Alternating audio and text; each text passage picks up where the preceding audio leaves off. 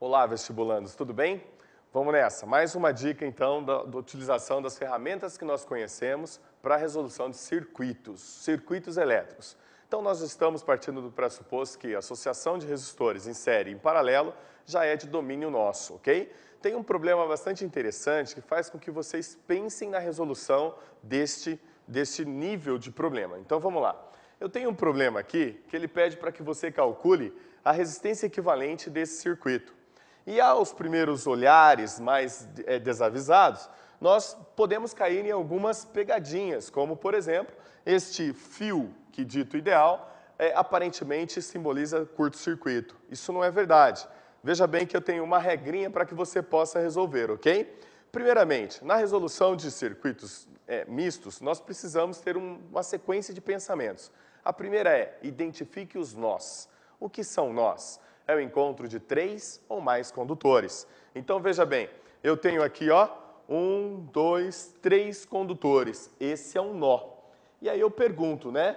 Esse nó é sozinho, só tem ele? Não, tem mais. Caminhando no circuito da sua esquerda para a direita, de A para B, nós temos aqui também o próximo nó, ok? E eu tenho deste lado, né, continuando para a direção e sentido de B, mais um nó. E depois, mais um nó. Pronto, identificamos os nós existentes aqui no nosso circuito. Legal.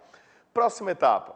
Se você tiver entre um nó e o outro nenhum resistores, basta você repetir a letra. Então, vamos aplicar essa regrinha? Olha lá, entre B e esse primeiro nó, não tem resistência, é um fio ideal. Então, o que eu posso fazer? Repetir a letra. Legal. Se eu fizer a mesma coisa, tomando por base esse fiozinho verde ideal, eu vou cair que esse B e esse nó também não tem resistência. Então, repetimos a mesma letra. Se nós fizermos a mesma atitude, aplicarmos o mesmo conceito do lado esquerdo do circuito, você também terá a mesma resolução. Olha lá, ó, entre o extremo esquerdo do seu circuito é A, então quer dizer que entre A e o primeiro nó não tem resistência, que também é A. Fazendo a mesma pergunta para o fio ideal de cima, você vai conseguir enxergar que, nesse ponto, você também tem A. Então, vem agora uma pergunta interessante. Nesse circuito apresentado, como é possível 3 resistores estarem conectados aos mesmos pontos simultaneamente? O que significa dizer que você já sabe a resposta. Que legal.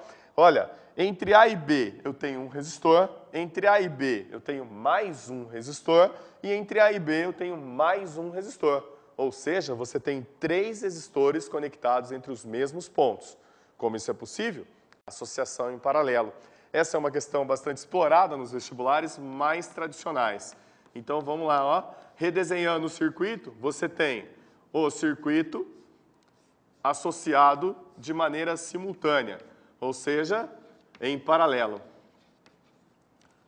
E aí, para resolver esse circuito em paralelo, você precisa apenas aplicar a propriedade de resistência equivalente. Como os 3 resistores são iguais, vale a pena você recordar de R equivalente, a resistência equivalente, é o valor de um deles, dividido pelo número de resistores iguais, ok?